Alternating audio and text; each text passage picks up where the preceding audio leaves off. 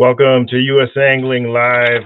My name is Brian Gaber. I'm on the board of directors for USAngling. USAngling is a 501c3 nonprofit organization.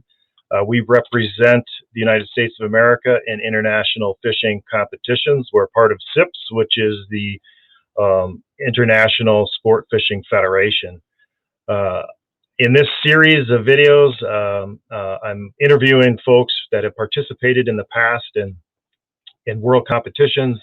We're going to be introducing folks from probably fishing disciplines that you are new to you and some that are very familiar to you. It's freezing cold right now, and we talked ice fishing in the last episode. In episode 2, we're following up with ice fishing too, and we're talking tonight to probably one of the best ice fishermen in the United States, certainly at one time, certainly in 2010, as he was not only part of the USA team gold, but he was also the individual world champion in 2010, and that is USA's own and Lansing, Michigan's own Mike Boedeker. Hey, Mike. How you doing? All right, welcome, man. When I played that opener, and I don't know from the green room if you could hear that or not, but when I play that opening video, I get the chills just listening to that thing, seeing the flag waving on the country and all those images from all those teams, and what a cool experience to be part of it. I imagine, and we'll get to it. We're not gonna no breakers yet, but it's got to be something special to be world champion. Oh, it is. Yes. Absolutely. Yeah. One of the highlights of my life. Yeah, that's it. It really, and we'll get to it. I want to back up. I want to reel back away from the world champion, because that's as cool as it gets. Yeah. I want to go all the way back to your dad and fishing. Oh. I know my dad was influential fishing for me. I know that your dad was influential getting you started in fishing. You and I got something in common. We both bought our dad's house. Yes. Yeah. Oh, really? Oh, yeah. Yeah. Talk to me about how you got started fishing. Oh my God. I can't remember not fishing. My dad took us. I had 4 brothers. We went in the summer. We went camping every weekend. In the winter, we would go up to Houghton Lake and rent a cottage up there, and he would haul us out onto the lake. And ice spuds back then, and Houghton Lake freezes over about 3 foot. Take us about an hour and a half to spud a hole. Start out at about 2 foot on the top, and end up with a little hole on the bottom. But my dad hunting and fishing. That's what he lived for. He was a plumber by trade, so he worked all week, and on the weekends we were off somewhere. And if it wasn't froze over or hunting season, we were fishing. Yeah, and, I cannot remember not going.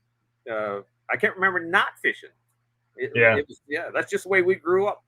Did he have a specialty, or did he just if it swam, he was going to try to catch it? Well, back then it was you fished for food. If it was big enough to clean, you kept it and ate it. Yeah. It didn't matter what it was. Yeah. This has got to be you right here. Oh, yeah. And I'm guessing, is that a lake trout? What are we looking at there? You know what it looks like? It looks to me like it's a dogfish. Oh. Yeah. Now, we never ate any of them. Yeah. But this is the kind of country we lived in. It was rural. It wasn't farmland, but it was right on the edges of the cities. But back then, the cities weren't grown up much at all. Everybody had their own gardens out in their backyard. We didn't mow the grass much. Yeah. Yeah. That cute-looking kid there, ain't he? Yeah, it is a cute-looking kid. He's fisherman. Yeah. He's got a high and tight haircut. You could tell, Yeah. You could tell he was on the straight and narrow. You said you had were you one of 4 brothers? You said 5 brothers. Yeah. Okay, I was the middle one. Yeah. And all fishermen? Back then, yeah. But as we got older, everybody got out of high school and stuff. My oldest brother, he moved out to Oregon, and we kind of lost contact with him a little bit after he got out of the Army, and he he he he wasn't passionate about fishing. My next older brother, him and I, we still fish. We live close by each other, so we still fish together all the time. Okay. He fishes or golfs every day. There you go. Yeah. Living the dream, Yeah. right? And my younger brothers, neither my youngest brother fished a little bit and hunted a little bit, but the one just below me, he didn't hunt or fish much at all. So yeah, Yeah. well-rounded. So you were born and raised in Lansing? Yep. Mm-hmm. Yeah. And Yeah. Kind of. I guess my whole career I've been dedicated. I guess got one job, stayed with them for 38 years, retired. yeah. Yeah. Got one ice fishing partner, stayed with him till he unfortunately passed away today.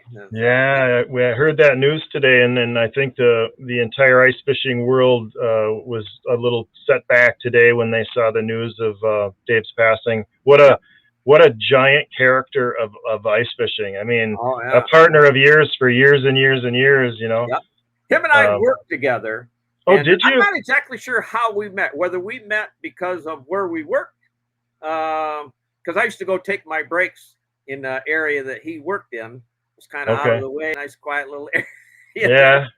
I could sneak away from my job, and then we just got to.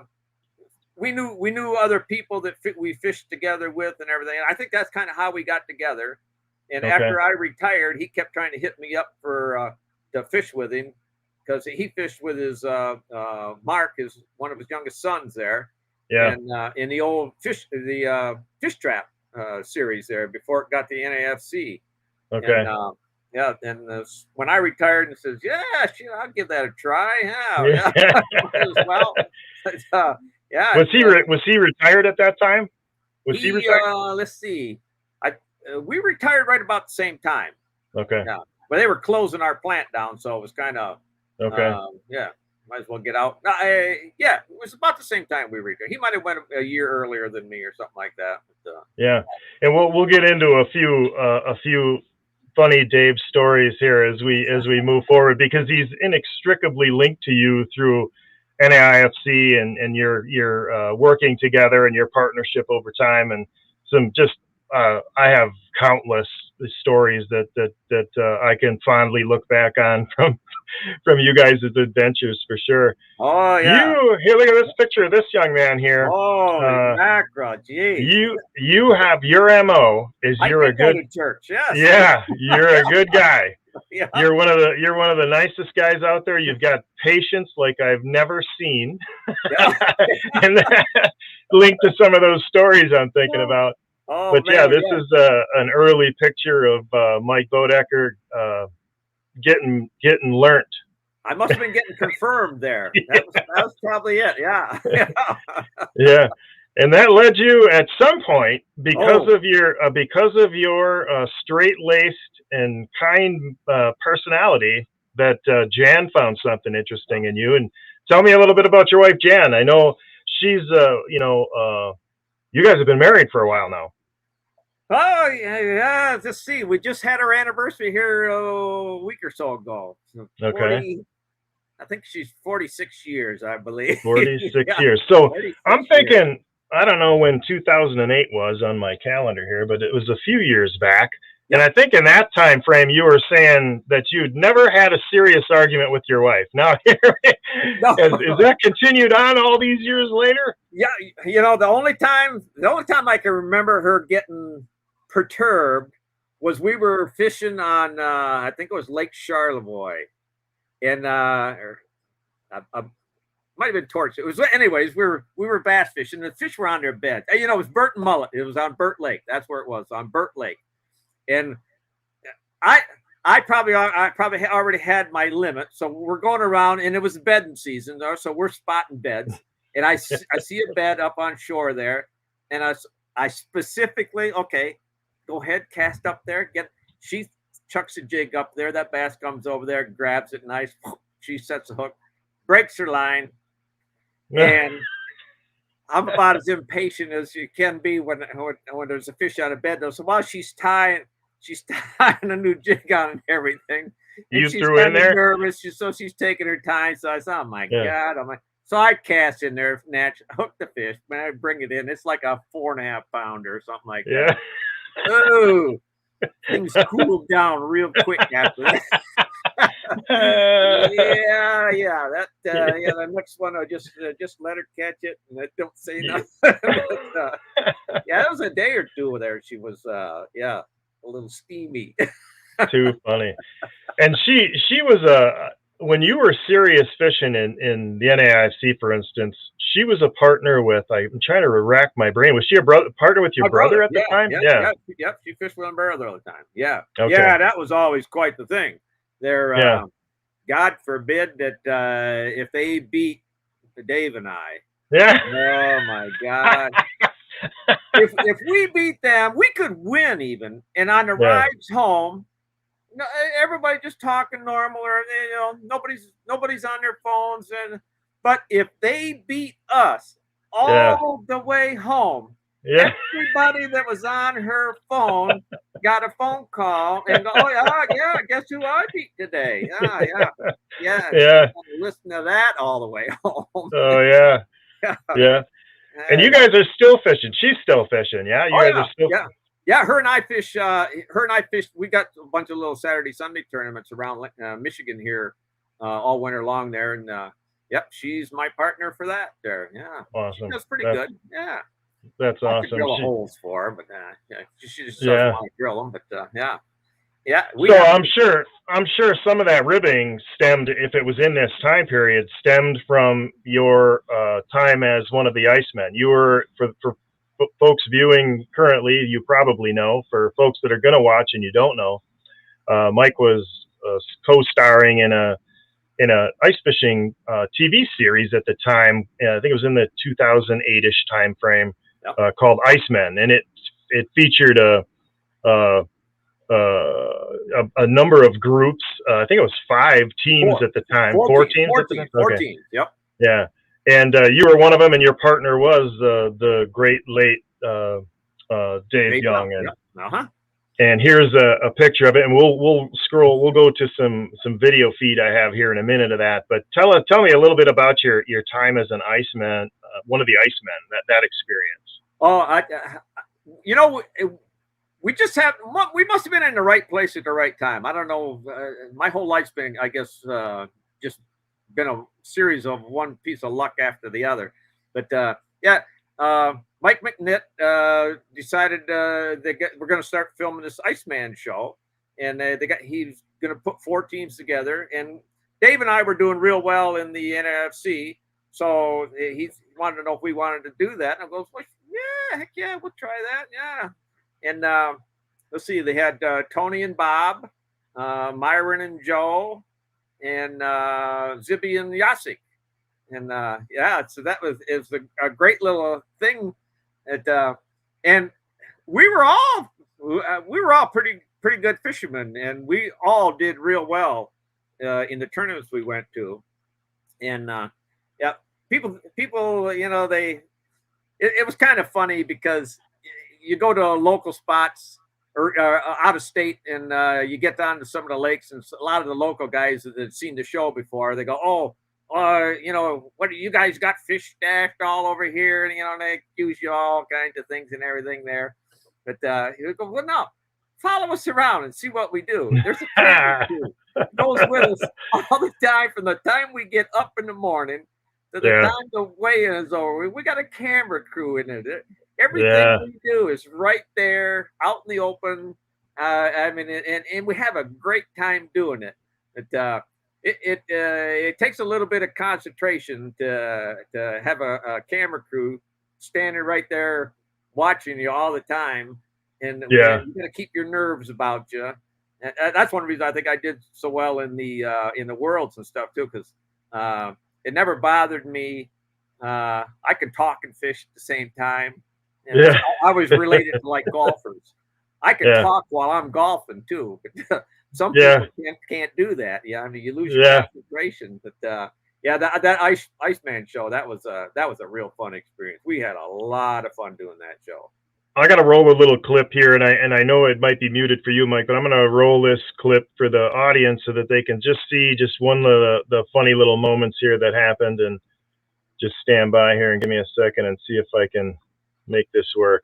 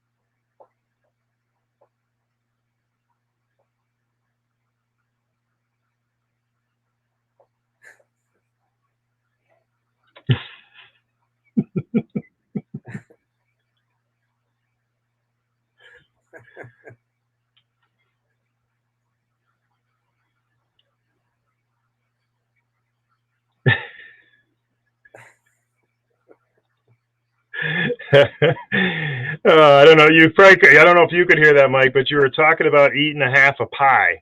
Yeah. and I do know a little bit about your past, that you will eat sweets when you're out there fishing, will you not? I usually got a cookie or two or something in the back of the quad there. Yeah. Yep.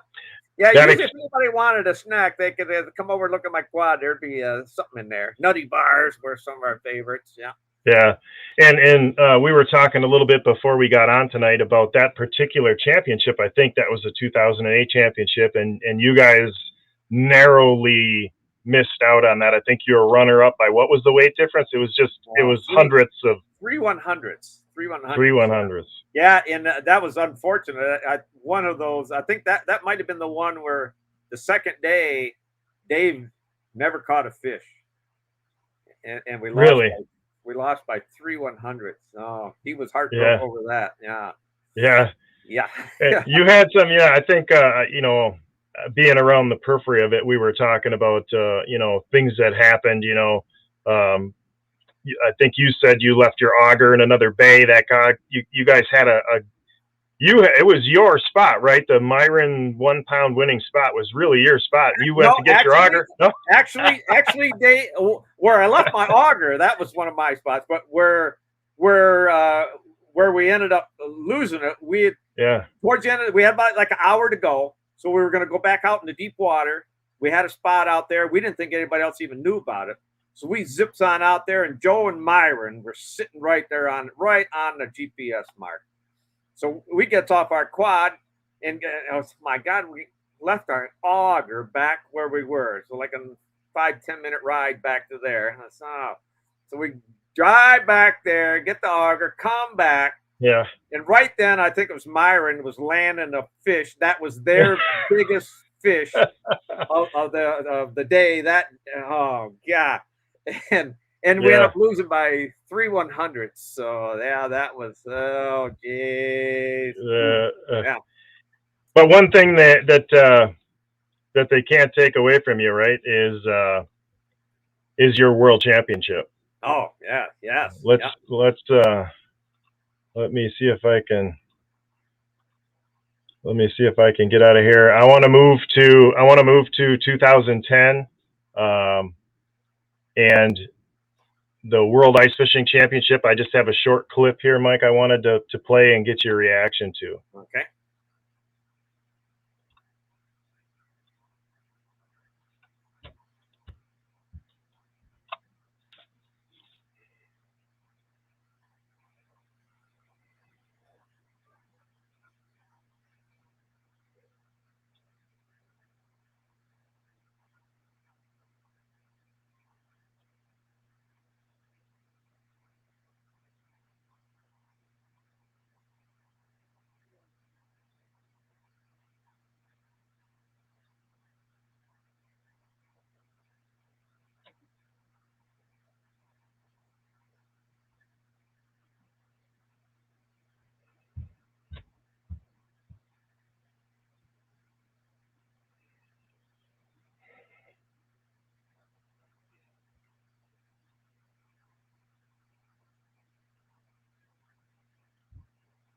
So tell me a little bit about what you were feeling, Mike. What was going through your mind when they were playing the national anthem and you're Oh, holding up the world championship trophy?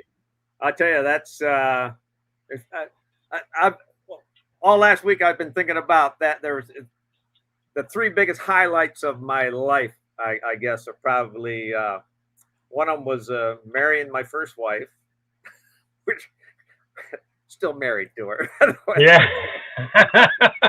You see me pause there for a second? I'm doing the math on 40 something years. Yeah. The other one was walking my daughter down the aisle getting married. That was a real emotional one there. But one of the real true standouts is standing up with the American flag behind you, playing the national anthem, and they're playing it for you. Yeah. That I mean that's priceless, absolutely priceless. Yeah, that's one of the absolute highlights. In all the team tryouts and stuff that we go through with the USA teams now, and the guys I talk to, I tell them, that is something you just don't realize how great that is. It's something that will once you're a world champion, you're always a world champion. Is the way the other world champions have explained it to me. That Yeah. yeah, there's nothing. There's something nobody can take away from you. And yeah, like I said, that's one of the at least the top three highlights of my life. That's one of them right there. Yeah.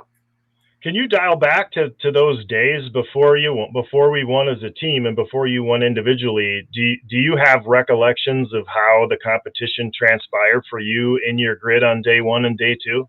Oh yeah, yeah, yeah, absolutely. Yep, yep. I'd be interested to know because I'm going to dial it up here on the screen. This was your first place finish in it says sector B round one. So this that was was first day. Yep. yeah. Yeah, yeah. We had just came back from Poland the year before, where we finished dead last. So Yeah. we get all the guys over in the U.S. Now they're in the same boat that we were in Poland. We didn't have a clue what world fishing was about when we got over there. Oh my God Almighty! Um, I was in the same room with Doug Bouchon. Okay. And the first day we were out on the ice, I believe it was one of the guys from Estonia um, uh, came over to us, and he spoke English, so we were talking to him, and he was looking at our tackle. Of course, we had our American tackle, and Yeah. oh my gosh, they were sticking there. And he gave us one of those little palm rods, and we had never seen one of those before in our lives. That he says, oh, you gotta use this, this stuff here, and we said, well, show us how to do that. Now, Grant, Doug and I both fishing in holes right side by side right here. Yeah. We hadn't caught hardly anything. He dropped his line in the water, hit the bottom, bam, he's got a fish, pulls it up, man, drops it right back down, whoop, he's got another one. Drops it right back, whoop, he's got another one. Jeez. Yeah. We got back to the hotel that night, and Doug and I said to each other, man, we don't have a clue what's going on. We got to change our tactics right now. But so anyway, fast forward to the U.S. Those guys coming over here with all their little tiny stuff, and our fish, on average, the fish that we were catching over there were 3 to 4 inches, little shiners, basically. Yeah. Stuff we would use for bait. Right. Right. Yeah. So they come over here, and we don't need it. We used our tackle over here. Now we got them on our lake too, and we saw the tactics that the Europeans use to make sure you don't catch as many fish as they do. So we kind of got together and figured out a game plan. It's okay. We had maps of our sectors, which we found out that they do that over there. They go to some extremes over there to limit what you can catch. So anyway, in the first day in the sector I was in, there was a couple of guys that spoke English. So we all get weighed in, and we line up. And I knew where I wanted to go. I had to go walk down the sector line and then down the other, make a right and go down there about halfway. Well, there was one of the guys I was talking to. He was up in the corner there, so we had a plan we could pace off where we wanted to go into our sector, and supposedly there was some structure there possibly that might hold some fish, and so. Yeah. Everybody else, apparently, we heard later that a couple of the guys were like goose stepping, 1, 2, counting the steps to where they wanted to go, and the Europeans figured that right out real quick, and so they were on to those guys. But I just casually walked through there and kept a mental. So this is where I want to fish. So I walk up to the corner and talk to the guy up there. And go, oh man, geez, I would really like to fish this corner, but if you're gonna fish here, I'll just go back the other way there, and I'll fish over there. And, that worked. Nobody was around me the first day. They completely disregarded me. I think the first day they had no clue or anything. Yeah. But, it ended up after that first day. I think Myron won his sector. I won my sector. Yep. I think. Billy Whiteside, I think, won his sector. There was at least. I think they were second and thirds. I think if I remember correctly, I think Billy and Doug Bouchon were 2-3, either way, one or the other of them. But I think it was 1-1, 2-3, 7. I think was day one. So I mean, we had a phenomenal day one. Yeah. And Myron said the same thing. He didn't think they saw us coming. They after the year before, they thought, well. Right. Yeah. Nothing to worry about for these days. So did it change for you then on day two? Where I see there was some more fish caught in your zone on the second day when you had a third, and the video references that historic 1.495. That in the video you can hear Mike McNeck calling 1.495, and then the crowd erupting because we had live scoring up on the screen, and we could see when they popped up your 1.495. You popped up to first place, and that's kind of when the crowd started to cheer, and we kind of locked it in when your weight was given because you were in Sector E this day, so it was one of the last ones. Yeah. I was like the anchor. I was like the anchor man on that on the relay. Everything was kind of up in the air there. It looked like we had a pretty good lock on the team medal before they weighed in my sector, which was the last one, but.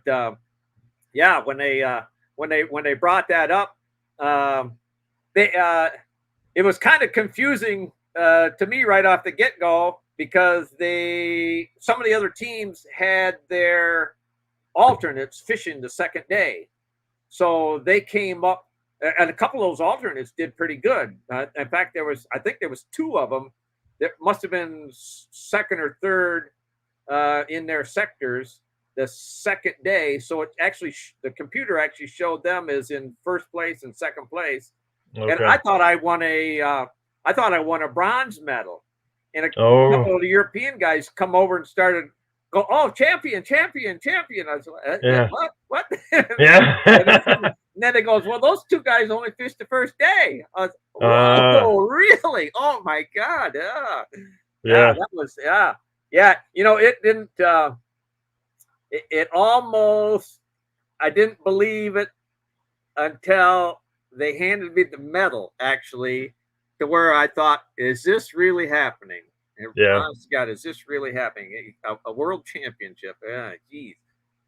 And I've got the top 20 up on the screen now, and you were in first place, and you're ranked there for folks who are new to the ice fishing scoring system, but it's like golf. We've got a competitor from each country in 5 grids, 1 each in each grid or sector, and then if you finish in first place, you get 1 point, and if you finish like Mike did at third place the second day, you add that 3 plus the 1, and you get your 4, and you were first place. I was surprised looking back, Mike. I thought I was surprised to see how close Foke was, and tell me a little bit about these competitors that you were fishing against. We had an advantage, an enormous advantage tactically, I think, and you guys had fished a couple of professional series tournaments there. You had an idea how the fish set up. You had an idea how they set up with cover and structure and how to get them.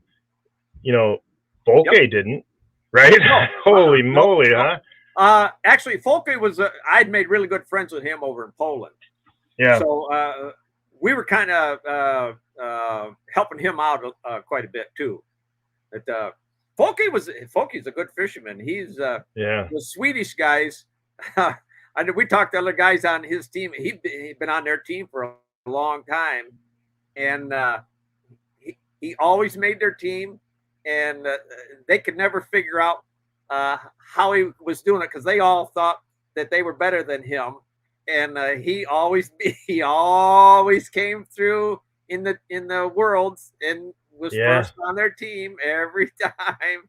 But, he was impressive. It was impressive to me to see them come to foreign waters and fish and just catch fish. They figured it out. Yes. Another one of your friends on here.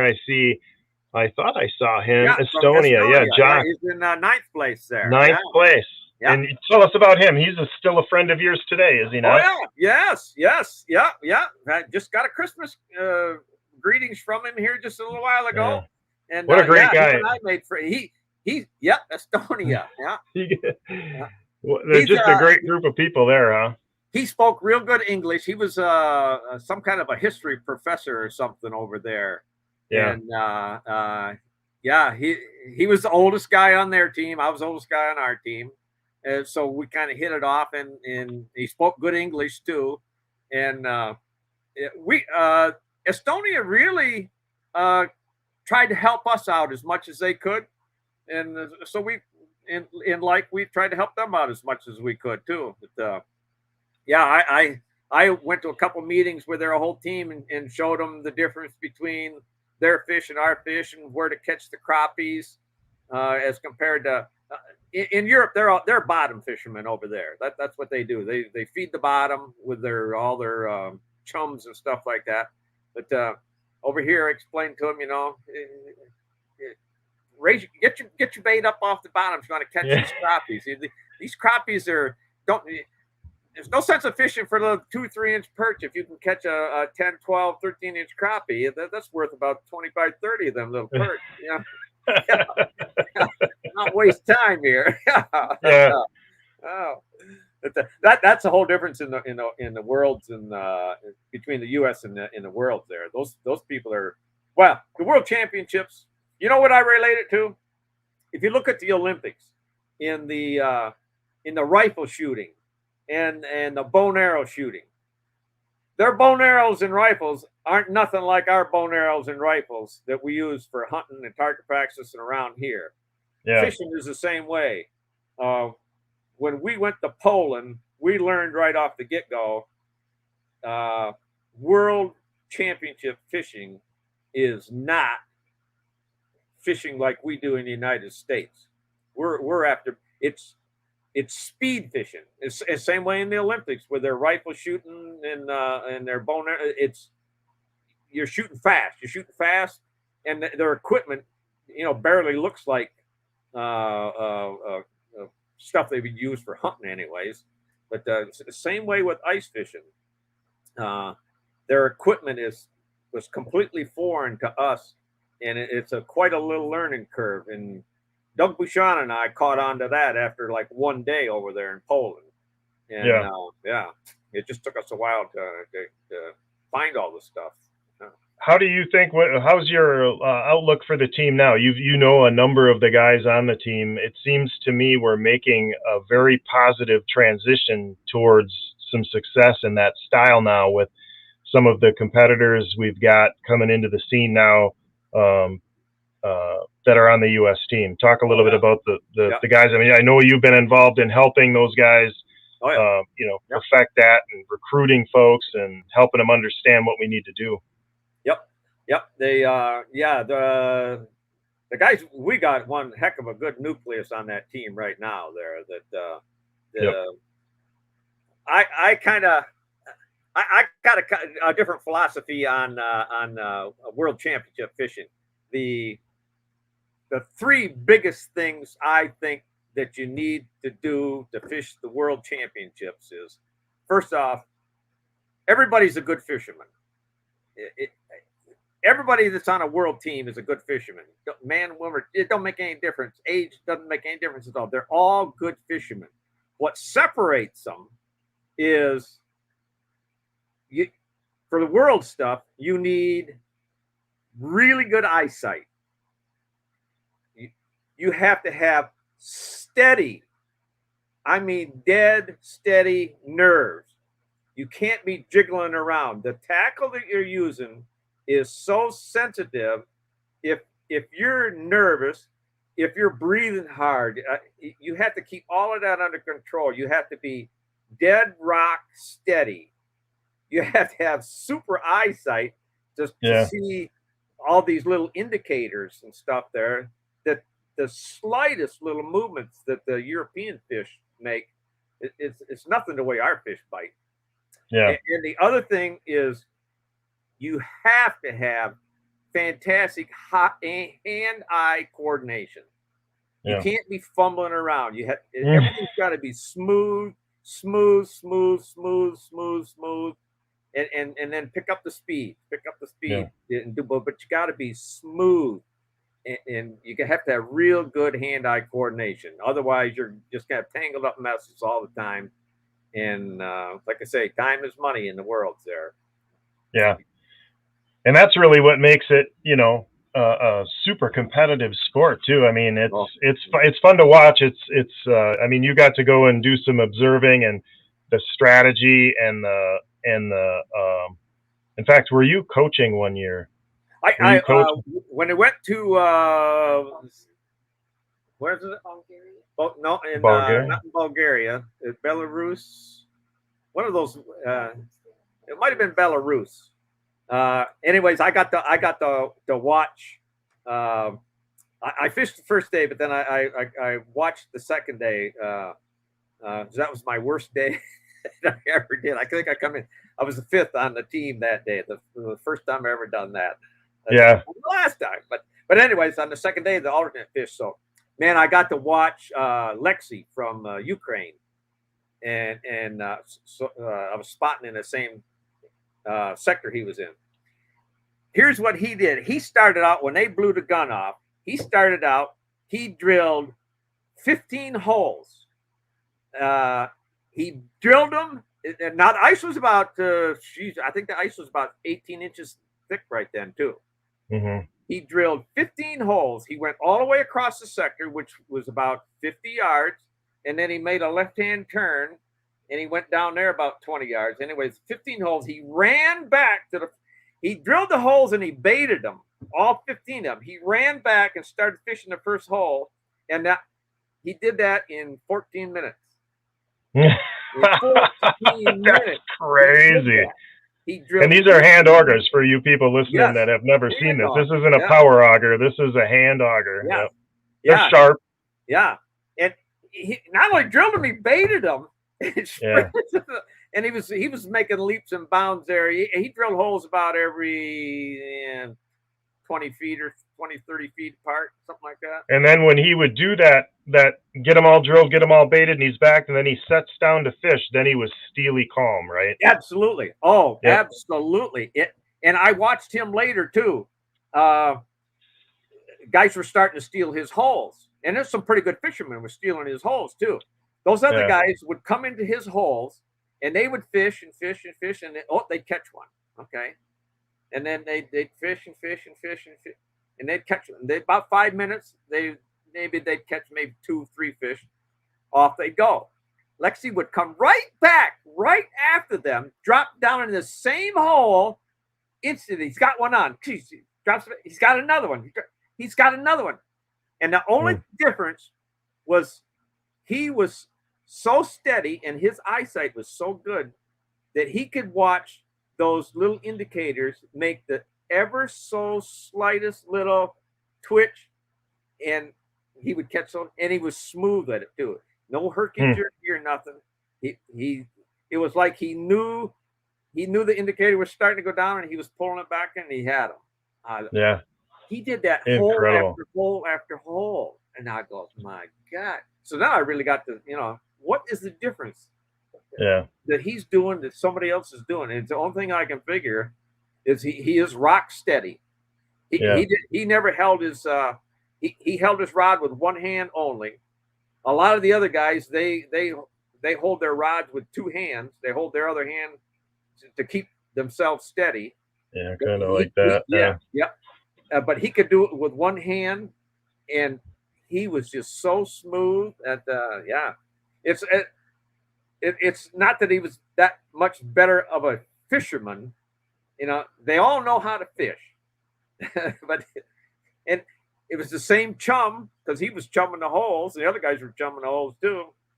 But he could catch them out of the same hole that another guy just left, and the only difference was he could see the bites better. And Yeah. I could see it because he was so steady and he had such good eyesight. Yeah. Here's something, talking about some of the best anglers, right? If you make a world team, you're one of the best anglers for your country and you're one of the best in the world.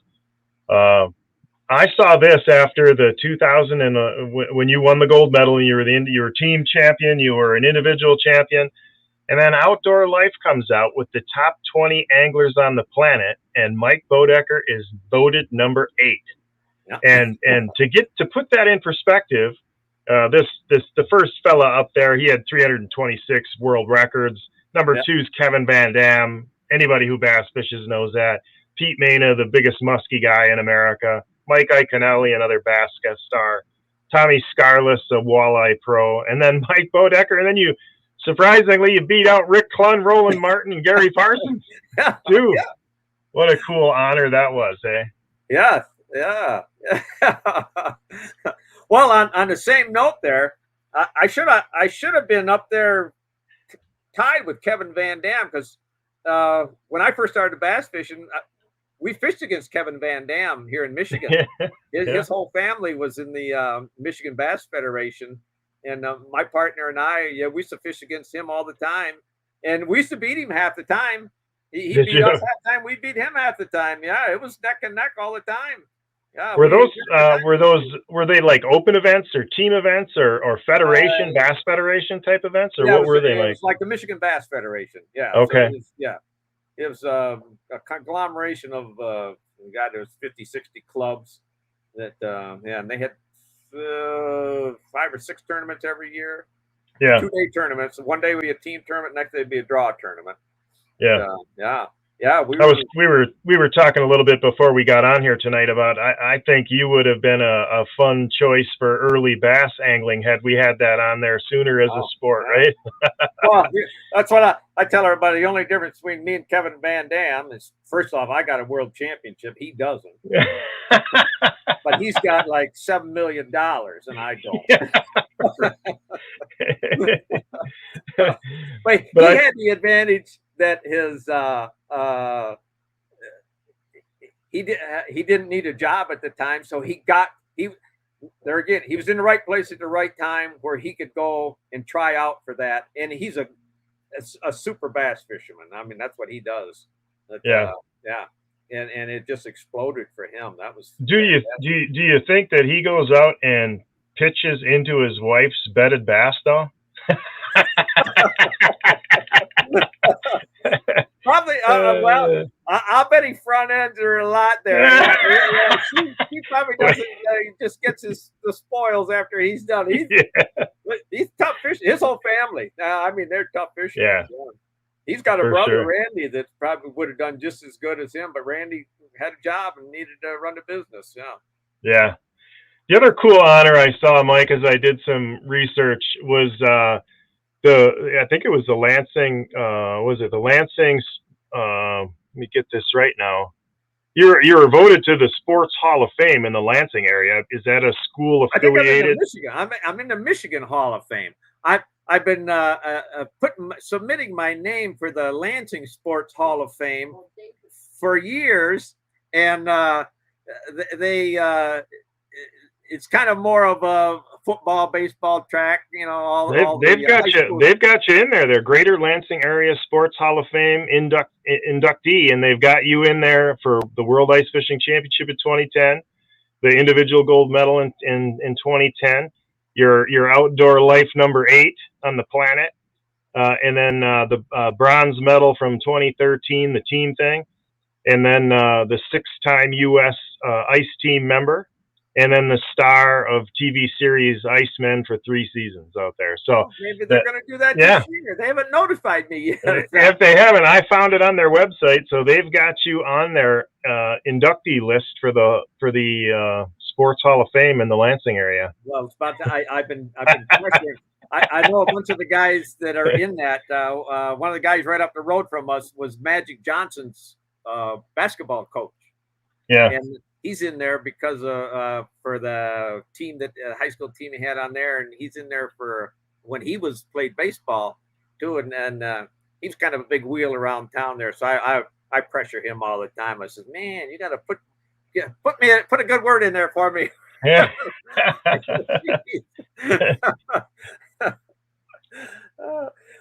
But they explained to me the first couple of years I applied into that, got application into that they didn't. The first time I put in it, they picked 10 people. I was 11. I would have been the first alternate there, but they didn't figure fishing was a sport. They explained that to me. Fishing wasn't a sport, so they couldn't really justify getting me into there. And so it's like, oh, wait a minute. Yeah, now wait a minute here. Yeah, and that's one of the missions, I think, for USAngling as well, is to develop U.S. competition, world competition fishing at a level that it could be considered a sport for the Olympics, right? And you see, there's been some things that are a lot, that you and I might sit back and consider a lot less sporting than some of the things that you had to do in the world competition for ice fishing and a lot of the different fishing disciplines. So that's one of the goals, to move forward, to someday have our international competitions be part of the Olympics. Oh, wouldn't that be great, man? Oh man, that would really be something if they could get that. Yeah. I hope they do. That's a really be a feather in everybody's cap there. Yeah. People don't realize that fishing, money wise, pulls in is more money spent on fishing than football, baseball, I think, combined in the United States. But for some reason they don't make it an Olympic sport. But over in Europe, though, that's the place to really pressure the Olympic Committee to get it in there, because ice fishing over there is really big. They have lots of magazines specifically for ice fishing.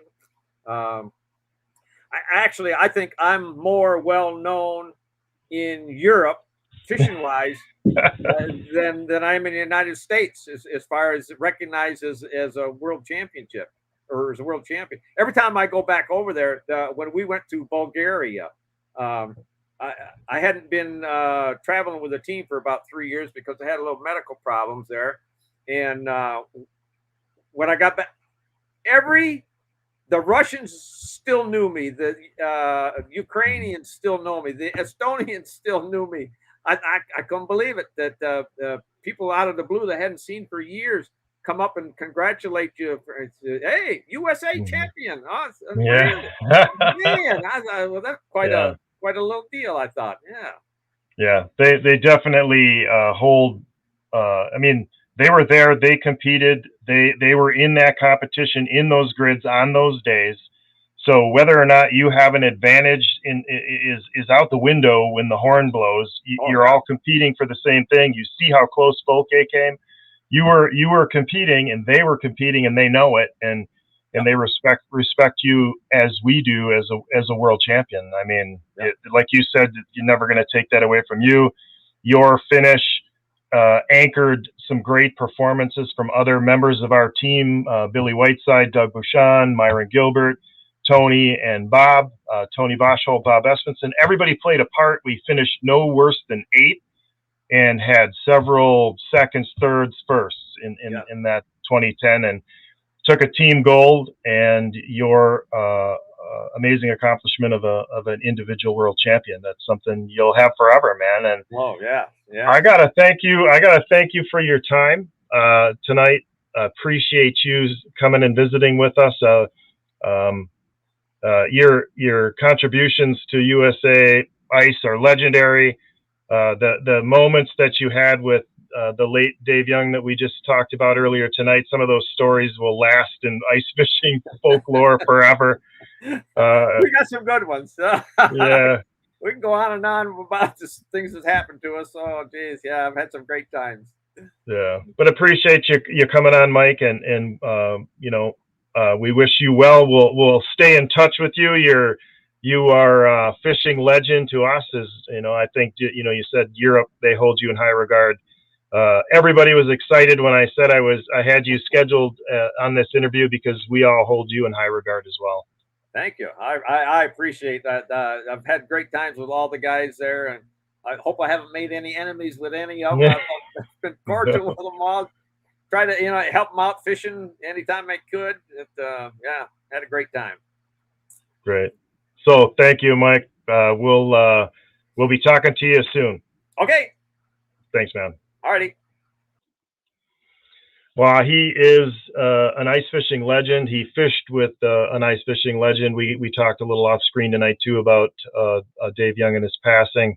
Those guys, go back and watch some of those on YouTube. Those Icemen series, a couple of the greatest there tonight. And Mike winning that world championship couldn't be a better ambassador for U.S. Angling. Representing us in other countries. He's highly regarded overseas. And the nicest guy you've ever met. High integrity, calm under pressure. Just a fantastic representative as a U.S. champion. So we appreciate his time tonight. If you want to help U.S. Angling, like, subscribe, comment, go to USAngling. Please go to our YouTube page and subscribe. One of the ways that we can help get some monetization rolling is if we get our subscribers and our hours up. We're going to be posting these videos, but comment on the videos, like and subscribe. That's how you support. If you don't have money to help support your viewership and your subscriptions and your interaction with these social media, they help a lot, and we appreciate it. And we also appreciate our sponsors, and we've got some great ones for U.S. Angling, and they help bring and make this possible for us. And thank you for tuning in, and we'll get another great interview headed your way soon.